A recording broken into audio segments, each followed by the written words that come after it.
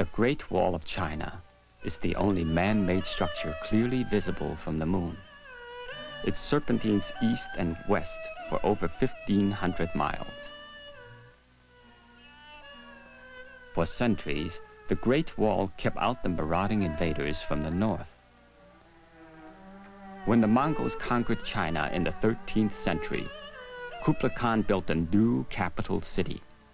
He called it Da Du, the Great Capital. Today, it is known as Beijing.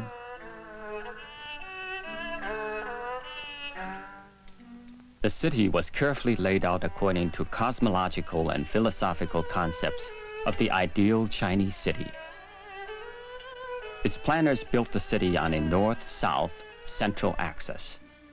To the north, the gate of earthly peace. To the south, the gate of heavenly peace. The rulers built their palaces on the axis to achieve harmony between heaven and earth. Golden tiled roofs outline the imperial buildings of the Forbidden City. It is a labyrinth of audience halls, private pavilions, secluded gardens, and large courtyards.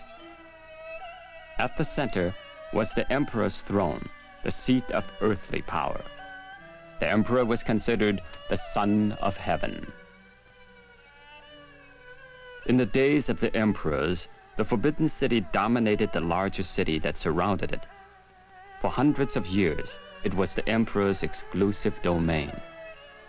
While gold was the emperor's color, the common man lived in gray-walled surroundings. His life was lived out in a maze of alleyways and single-story compounds that once stretched out in all directions from the Forbidden City. These were the hutongs, from the Mongolian term for small alley. All are characterized by narrow, zigzag streets surrounding 4-in-1 housing compounds. Inside, 4 houses share a courtyard. Life is focused on the interior rather than the exterior world. Often hutongs are named for a physical shape or the trades practiced there, such as sesame, crescent, or trousers. The pace of living has been unchanged in hundreds of years. Many alleys are no wider than a single hand cart.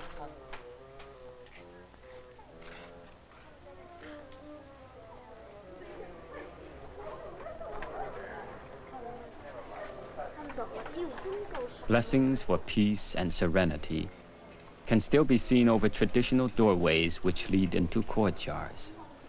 Hutong life is preferred by the Beijing old-timers. In a sunny courtyard, a group of old men gather as they do each day. They've lived through the major upheavals that have brought China from the last days of the empire through the war with Japan to the founding of the People's Republic. Zhang Ruiding introduces his friends.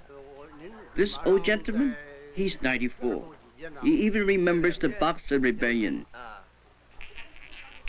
He's old Sui, 83 years old. His brother is 79. He was a farmer.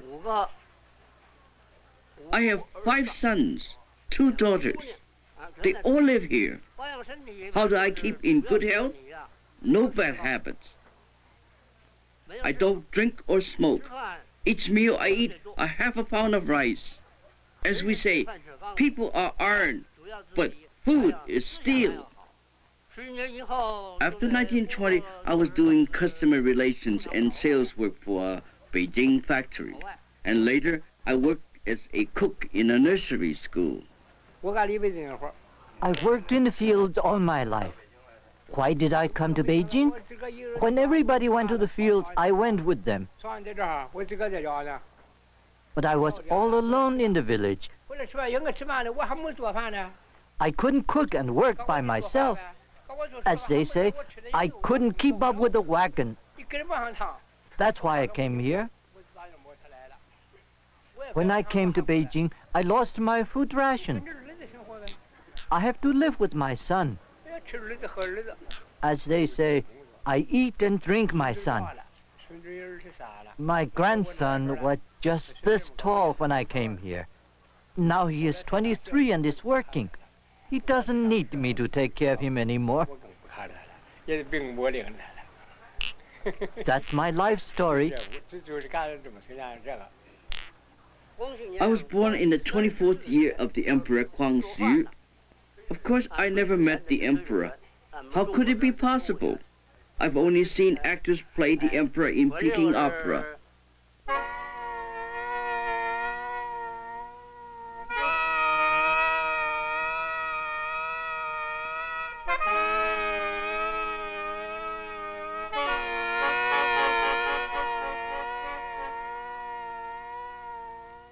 In the old days, people like me could never come here. This was the forbidden city.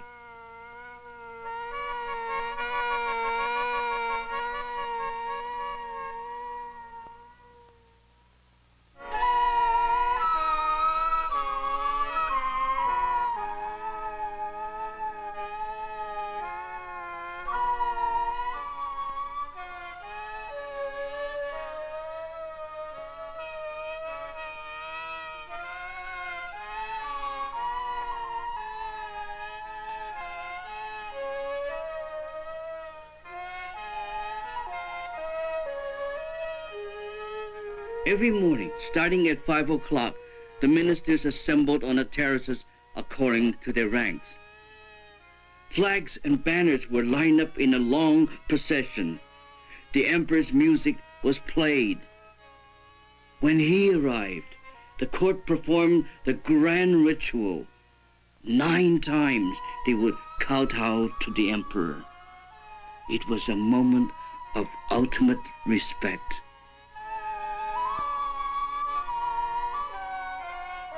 To approach the emperor's throne, you have to walk far and climb high, like coming to heaven. The dragon was the emperor's symbol of power. In his sedan chair, he was carried over the dragons carved in marble.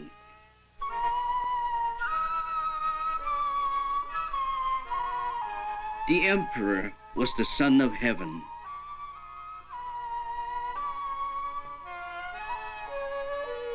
The hall of the supreme harmony is where the emperor had his throne. It was the seat of earthly power, and high above were the heavenly pearls. The last emperor to sit on the dragon throne was Puyi, the baby emperor. He was only 2, but he was given a year from heaven, a year from earth, and a year from his ministers to make him 5. His brother Puyi is still alive. At first, I didn't know my brother was made the emperor. I imagined that the emperor must be an old man wearing a big crown and a big robe. To my surprise, emperor was a little boy just like me. We played together as children, but on formal occasions, we were required to be dignified and proper. My brother loved to ride bicycles. Many door sills were cut down so he could ride around freely in the palace. When the Dowager Empress Cixi and the Manchus were overthrown, my brother was allowed to live in the palace. About the time he was married, he was driven out of the palace. He died in 1967. To regain the throne, my brother believed that he had to establish his own forces. He sent us to Japan to study military affairs. It didn't change the course of history. Last year, I was appointed a representative of the People's Congress. We come from many different regions, races, and backgrounds, yet we have a tremendous feeling of solidarity. I used to feel, how should I put it? I was different from the others. Now I feel that I'm just a drop of water in the ocean, and deep inside, I'm glad. On the north-south axis of Beijing is Tiananmen Square, named for the Gate of Heavenly Peace, the southern entrance to the imperial city. From the top of its walls, the emperor's edicts were issued. After the founding of the People's Republic, many of the old imperial buildings were cleared away to make room for a vast open space 5 times larger than Moscow's Red Square.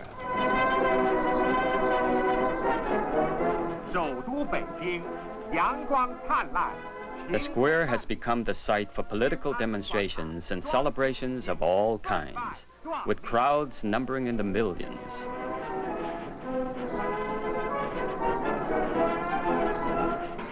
From the top of Tiananmen Gate, Chairman Mao proclaimed the founding of the People's Republic of China in 1949.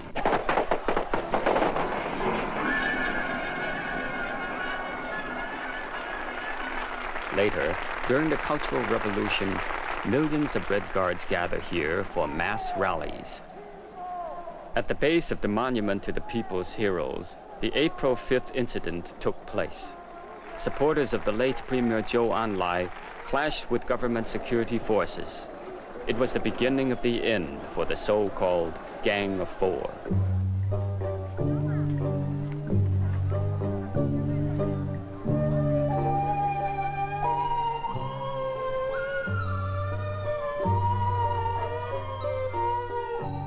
Today, the monument to the people's heroes is again quiet, and Tiananmen Square, the heart of China, has once more become a place for all her people to enjoy.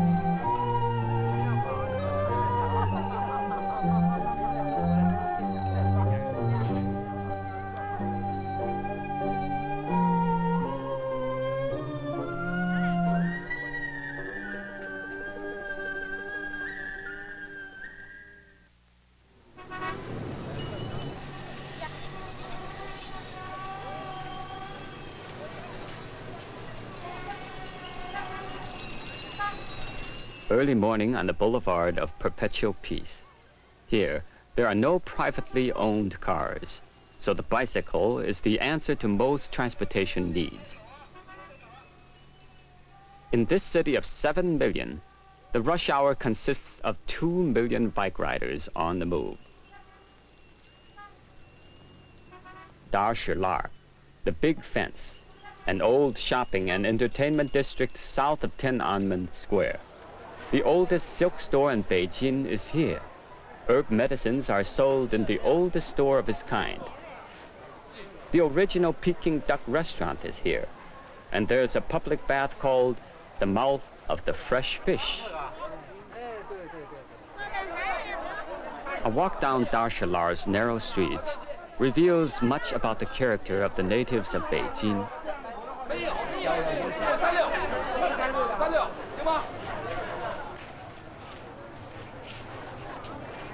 Youtiao wrapped in crepes is a favorite snack of Beijing Muslims.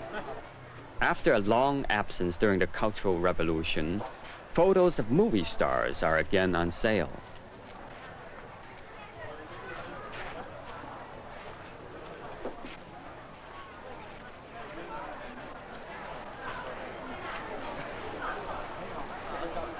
Dar Shi Lar is where the people of Beijing shop. Its atmosphere is like that of a carnival.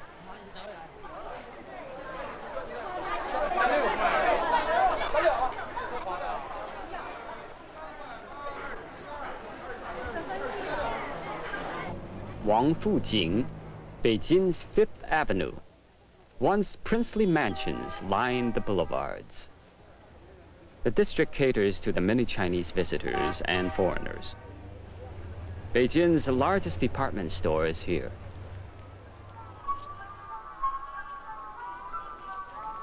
Most of the natives come here to look at the latest consumer goods and Western fashions in the state-run shops.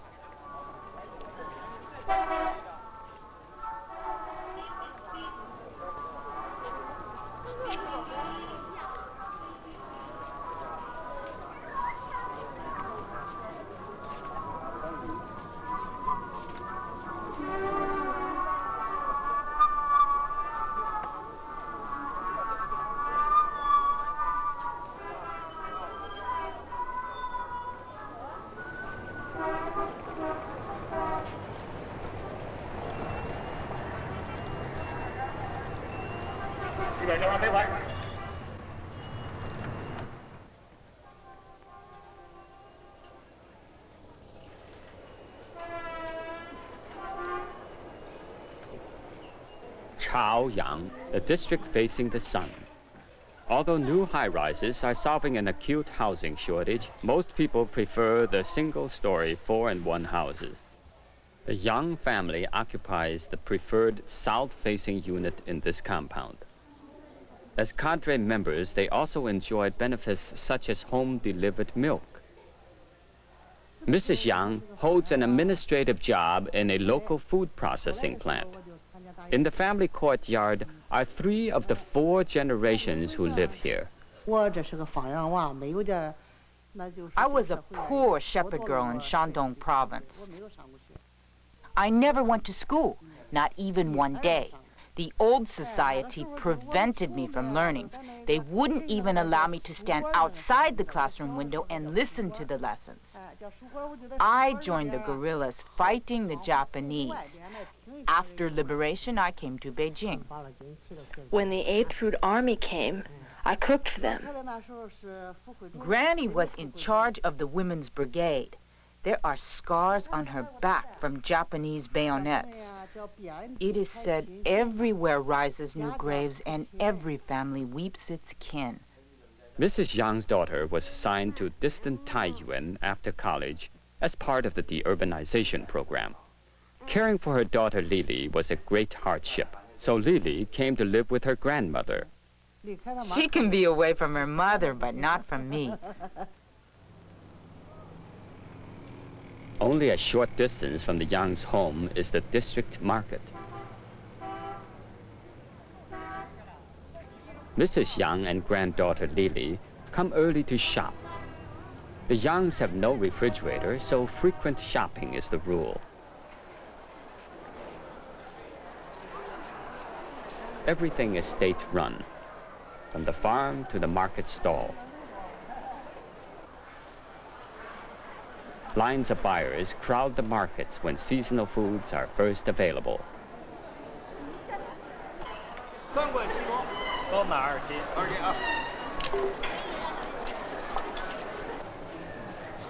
To buy cooking oil, Mrs. Yang brings her own bottles.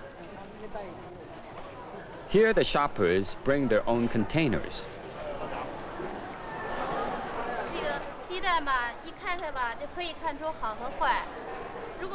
A light box is used to detect any bad eggs.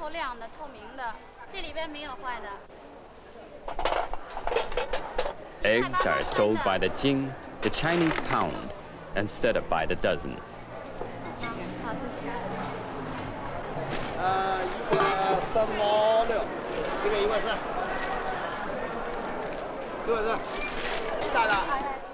Fish comes in frozen chunks, hauled many miles from the ocean.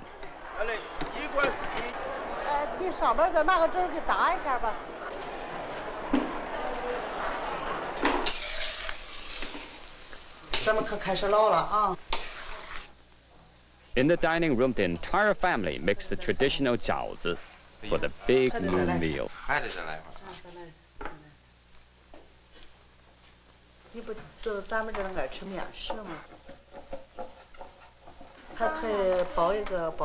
Let me wrap a coxcomb.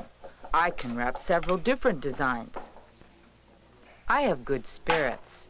From my appearance, you cannot tell what illnesses I have. In the socialist society, I am treated well. My illness does not weigh on my mind. I use soy sauce, sesame oil, scallions, pork, and vegetables. Then stir and stir. Add the vegetables last. This tray and that tray and the one in the kitchen. I wrap them all. My son graduated from high school in 1966, but at that time, the universities were closed, so he missed his chance. It was the terrible time of the Gang of Four. Today, I am glad my children are in the new society, led by the Communist Party. Now we have rights. Our rights were not easily gained.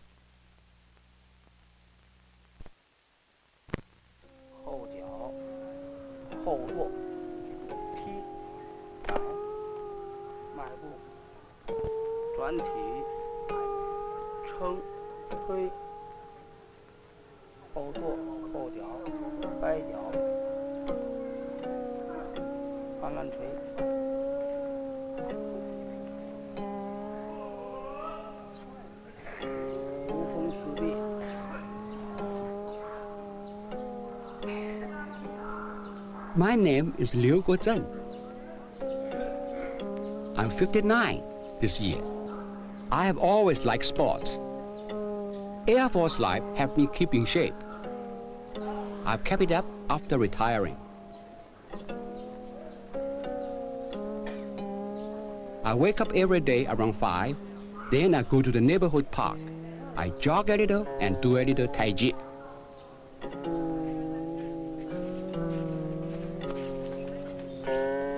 I run every morning about 15 minutes.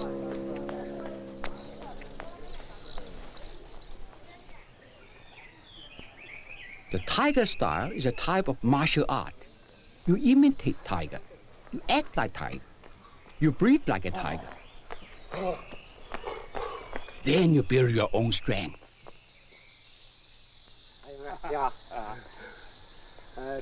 Lao Huang, can't you make your bird come out and do some tricks?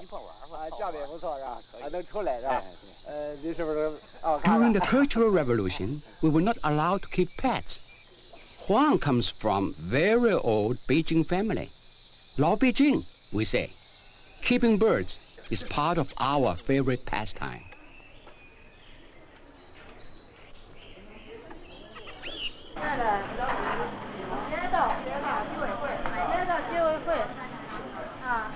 After morning exercises, I like to come to this breakfast place run by neighborhood women.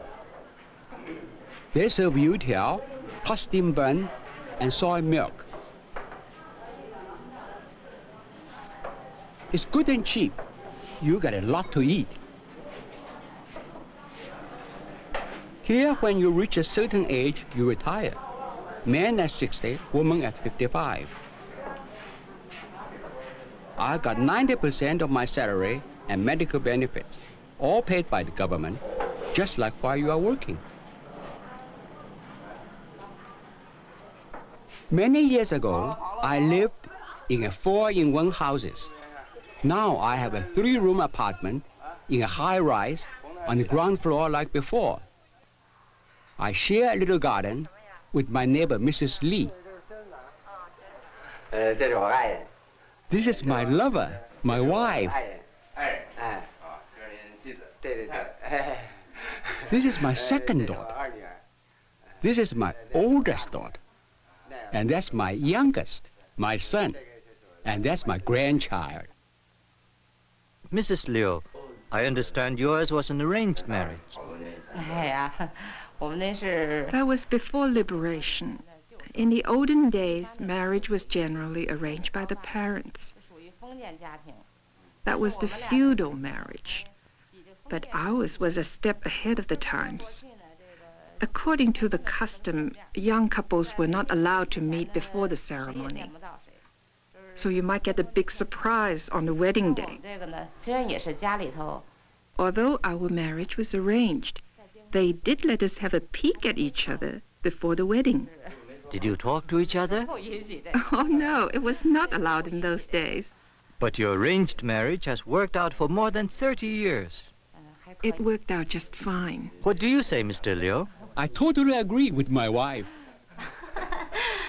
Liu Jie, would you tell us how you met your husband? A friend of my mother introduced us. She thought the two of us would get along, so she mentioned it to my mother. Then we met and went together for about 2 years, and gradually got to know each other more and more. Then we got married. I wanted a good, quiet life, without ups and downs. That's why I was looking for someone who was good and honest, reliable, a person with good qualities. As long as we communicate, and the person is honest and reliable, that'll do, since I'm not particularly outstanding myself. Are you married? No, I'm not married. You know, in our country, young people, they marry late. People at my age are mostly single. So you're not worried about it? No, I'm not worried. Say, people at my age in the States, they're mostly married, aren't they? In the U.S.? Yeah, there are married people at your age, but many choose to live together first. That's not allowed here.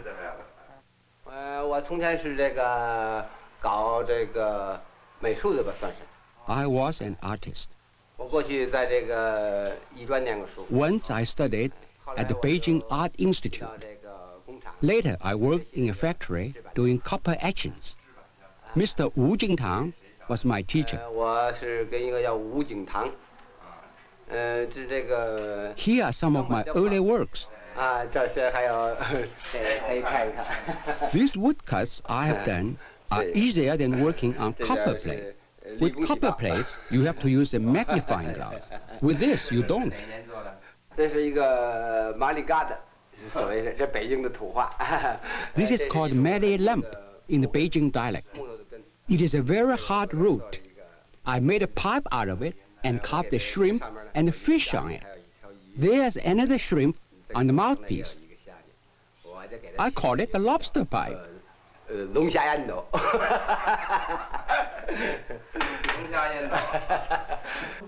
老北京啊，是吧？都喜好京剧。Natives of Beijing, we all like the Peking opera. 因为我父亲也爱看戏。My father used to love it, so I cannot help but love it. I was an amateur player in almost every theater in Beijing. I played in the battle against Ma Chao, Village of Fierce Tiger, and Shending Mountain.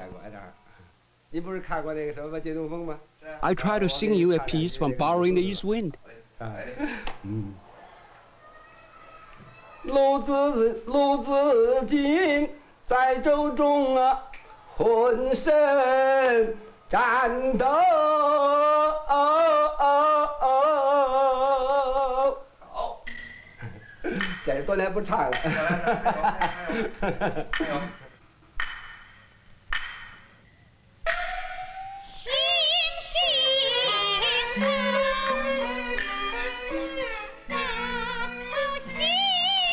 Many Chinese call the Peking opera the national opera of China. Originating from provincial operas, it was refined to a high art form. As in earlier Shakespearean drama, men played all the roles in the traditional Peking opera.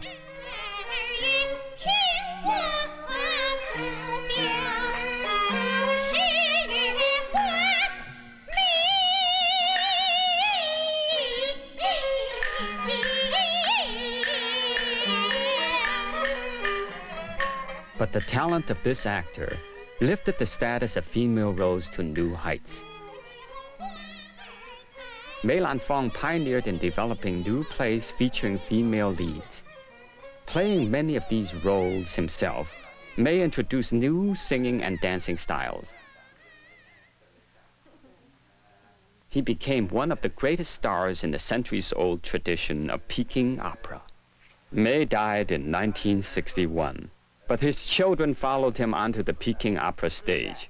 His son became a top player of female roles, co-starring with his father at the age of 16. May's daughter, Bao Yue, later became one of the few female opera players to star in male roles. Madame May was a Peking opera star in her own right. She remembers a tragic period when the plays and roles of her husband were denounced. Mr. May knew over 400 plays, but they forbade this, forbade that. Only 8 plays were allowed. Now my son is referred to as two-play May. May's daughter-in-law, Du Zhen, recalls a time when he received honorary degrees and traveled in the company of international stars. He met Mr. Chaplin many times, I think. First time in Hollywood. In the year of 1929, he toured the States for more than 6 months. He had a very successful visit there. Today, the great plays pioneered by Mei Lanfang again are in the repertoire of the Peking Opera. For actress Liu Changyu, every performance of the Peking Opera is a special event. The makeup used identifies each character.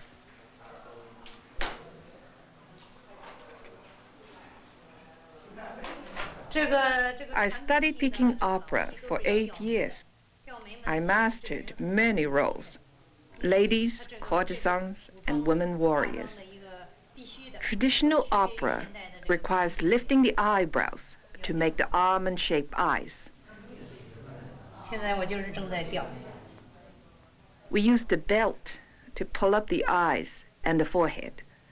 If you're not used to it, you'll get a headache. That's one of the trials of doing opera.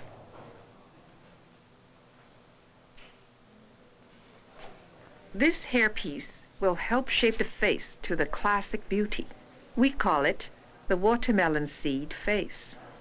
It takes several hours to get ready for the performance. In my hair, we put glittering jewels. This is called the diamond headdress.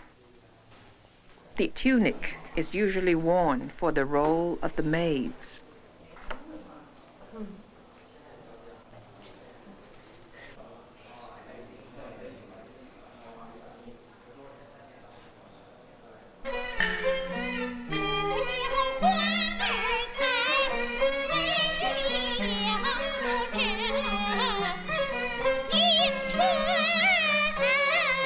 The Water Peddler is a transplanted opera. We adapted it from a Shanxi Puzhou opera and set it to Peking opera music.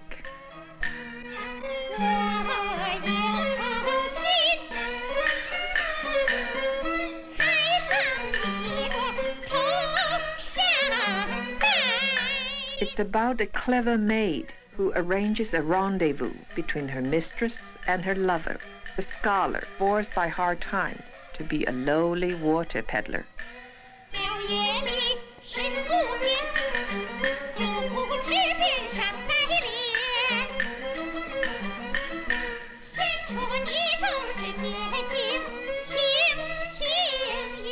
The maid amuses her mistress while she waits for her lover.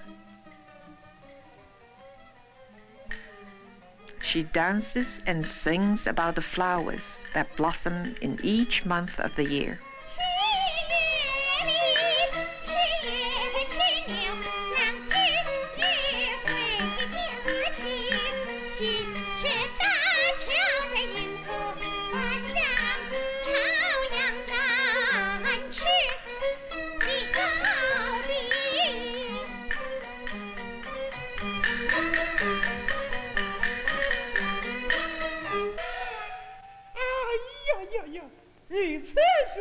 The tardy water carrier finally arrives.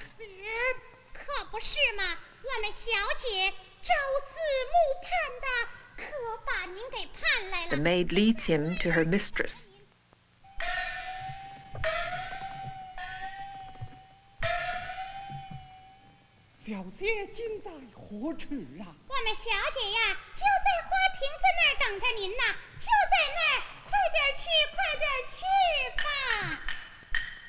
It's a happy play with a happy ending.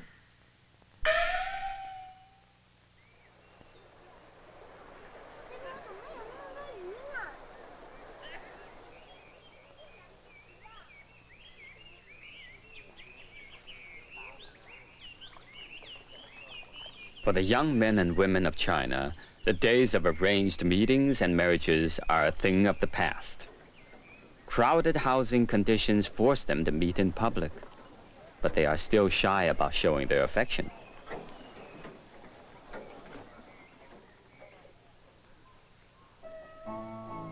They are the new generation of Chinese youth.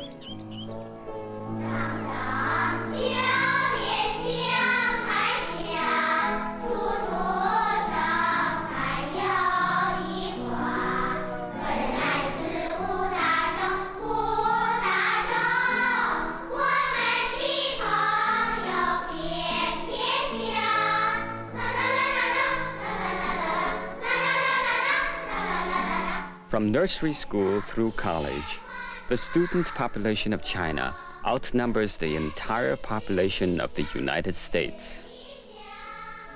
The pattern of schooling is set early. Most of the kids in this elementary school are destined for a bright future. Their school is one of the oldest key schools in Beijing. Many prominent figures began their education here. Mrs. Guan and her associate, Mrs. Zhao, teach here. Our second experimental primary school was established in the 1900s. In my 35 years, I've taught math the longest. Since December of 1977, our school was designated as a key or model school by the Ministry of Education. At that time, the school had been nearly destroyed by the Gang of Four. In order to restore the school, a decision was made to develop the curriculum. Last year, we re-established the academic admission system to select the best students. This type of specialized selective education was viewed as undermining the goals of socialism. Such schools were called elitist. Vast numbers of students with high academic potential were sent to work in the countryside.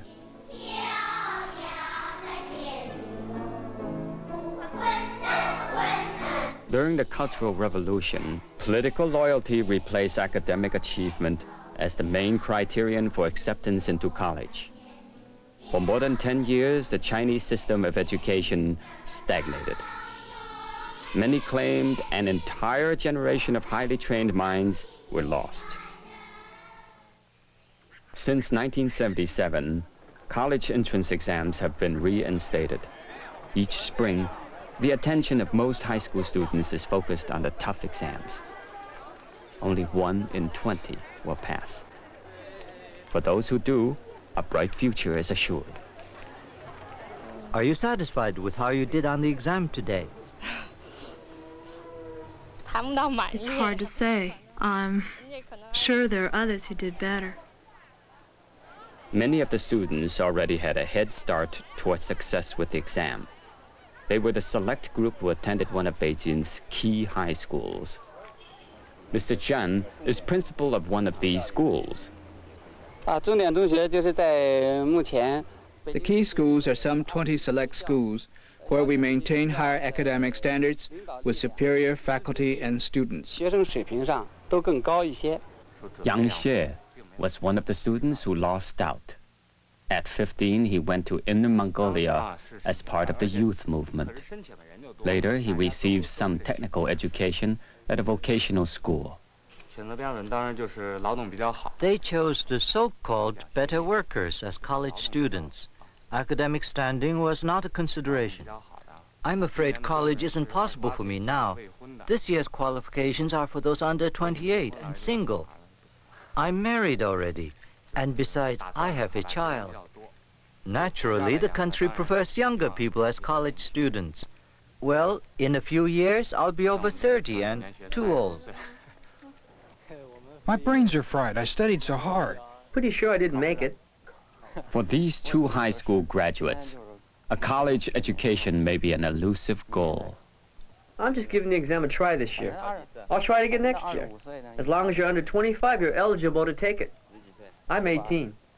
I'm 19. But tell me, what happens if you failed the exam? Well, in that case, well, the country will assign us work to do. College-trained youth are the key to China's future. They are looked upon as leaders in the struggle to push China into the ranks of the developed countries in a program called the Four Modernizations. Zuo Anze has just graduated from a key high school. His goal is to study theoretical physics in Beijing University, China's Harvard. Our country needs more highly trained technical personnel. My parents say this situation creates many problems in the factory where they work. Politics still play a key role in obtaining a college education. Shu Jie failed the college entrance exams the first time around, but political work in her factory job paid off with another chance. I did not give up. I felt I must try again.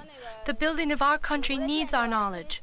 If we are going to accomplish the four modernizations, science and technology must lead the way. I want to make my contribution in physics so that China will play a leading role. I want to be an excellent physicist. In your opinion, do you think there are enough universities in China today? I don't think this is what I need to know. These are the directives from above. Of course we don't have enough universities. Because China is a huge country, we need to increase the quantity and the quality of advanced learning. Then our four modernizations, agriculture, science, industry, and defense, can take off with high speed. Our intellect is needed for modern scientific knowledge, especially for young people. The future of the motherland relies on the youth. As Chairman Mao said, we are the 8 o'clock morning sun, so we must study hard to conquer the fortress of science. What's the major reason for the advanced state of science and technology in America? It seems to me that it's the people of the U.S., not the machines who make things really work. People are the answer.